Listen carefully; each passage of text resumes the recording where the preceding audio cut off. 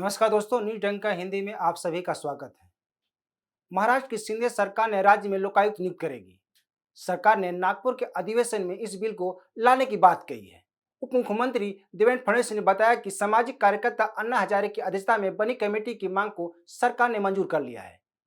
उन्होंने बताया कि इससे पहले भाजपा की सरकार ने अन्ना हजारे की अध्यक्षता में बनी कमेटी की मांग को मान ली थी, लेकिन महाविकास अघाड़ी सरकार ने इस पर ध्यान नहीं दिया और इस मामले को ठंडे बस्ते में डाल दिया।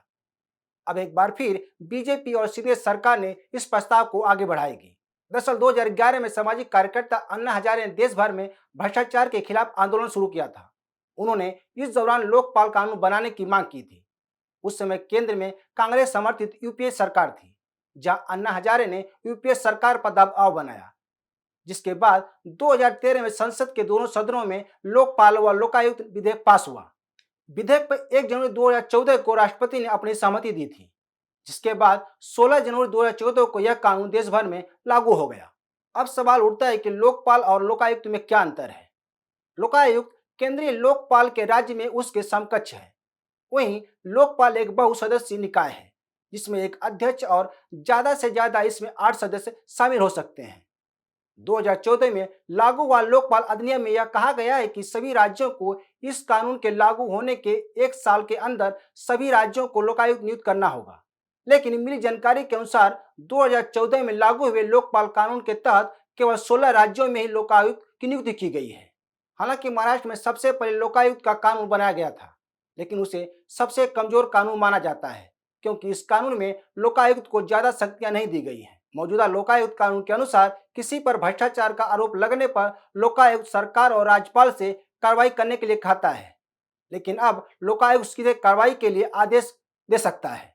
गौरतलब है कि 2014 में जो लोकायुक्त कानून आया था उसमें अधिक से अधिक शक्तियां दी गई हैं, जिसके बारे में उप मुख्यमंत्री ने कहा कि अन्ना हजारे ने केंद्र जैसे लोकपाल बिल महाराष्ट्र में भी लागू करने की मांग की है। इस दौरान उन्होंने यह भी कहा कि लोकायुक्त के दायरे में मुख्यमंत्री और उप मुख्यमंत्री भी आएंगे। लोकायुक्त 5 सदस्यीय टीम होगी। इसमें हाई कोर्ट के रिटायर्ड चीफ जस्टिस और सुप्रीम कोर्ट के भी रिटायर्ड जज शामिल होंगे। लोकायुक्त बिल पास होने के बाद हाई कोर्ट के मुख्य न्यायाधीश और विपक्ष के नेता लोकायुक्त की नियुक्ति करेंगे। लोकायुक्त कानून आने के बाद मुख्यमंत्री समेत सभी बड़े पदाधिकारी इसके रडार पे होंगे। इसके पास सीबीआई जांच करने का तथा उसे निर्देश देने का अधिकार है। सबसे बड़ी बात यह है कि अदालत से जुड़े लोग इसके अधिकार क्षेत्र से बाहर हैं। कुल मिलाकर कह सकते हैं कि लोकपाल या लोकायुक्त जज से जुड़े किसी भी मामले की जांच का आदेश नहीं दे सकता। अब सवाल उठता है कि महाराष्ट्र की बीजेपी और शिंदे सरकार को इस बिल के पास होने पर क्या फायदा होगा। सबसे बड़ी बात यह है कि बीजेपी और शिंदे सरकार यह दावा करेगी कि उसने इस बिल को पास कराया। बीजेपी समर्थित सरकार का 5 माह में यह सबसे बड़ा फैसला है। कहा जा रहा है कि शिंदे सरकार के घोषणा के बाद विपक्षी दल में खलबली मची हुई है। बीएमसी चुनाव को देखते हुए शिंदे सरकार का यह दाव महत्वपूर्ण माना जा रहा है। कहा जा रहा है कि इसके जरिए महाराष्ट्र सरकार ने बड़ी कामयाबी हासिल कर ली है। लोकपाल कानून का महत्व हम दिल्ली सरकार के उदाहरण से समझ सकते हैं। अन्ना हजारे के आंदोलन में अरविंद केजरीवाल, मनीष सिसोदिया, तमाम उनके सहयोगी अब आम आदमी पार्टी के नीचे आकर मलाई खा रहे हैं। ये लोग तब ईमानदारी की कसम खा रहे थे, लेकिन आंदोलन के 11 साल बाद और लोकपाल कानून को आए 9 साल हो गए, मगर आम आदमी पार्टी ने दिल्ली में लोकपाल कानून को लागू नहीं किया।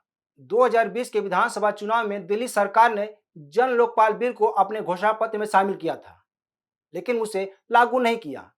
जनवरी 2022 में बीजेपी के एक नेता ने आरोप लगाया कि दिल्ली सरकार जन लोकपाल बिल के बारे में आरटीआई के तहत गलत जानकारी दी है। बीजेपी नेता आदेश गुप्ता ने कहा था कि लोकपाल बिल लागू करने के नाम पर सत्ता में आई आम आदमी पार्टी सरकार इसे लागू करने से बच रही है। बहरहाल उप मुख्यमंत्री ने कहा कि लोकायुक्त के दायरे में मुख्यमंत्री, उप मुख्यमंत्री और मंत्रियों को भी लाया जाएगा, लेकिन मुख्यमंत्री पर कार्रवाई करने के लिए लोकायुक्त को विधानसभा में 2/3 सदस्यों की सहमति चाहिए, तभी मुख्यमंत्री पर कार्रवाई हो सकती है, जबकि मंत्रियों पर कार्रवाई करने के लिए लोकायुक्त को राज्यपाल से मंजूरी लेनी होगी। इससे अब सवाल उठने लगा है कि क्या कार्रवाई हो पाएगी। तो दोस्तों, इस वीडियो को शेयर, लाइक और कमेंट जरूर करें। ताज़ा खबरों के लिए न्यूज डंका ऐप को डाउनलोड करें, हमारे यूट्यूब चैनल को सब्सक्राइब करें। धन्यवाद।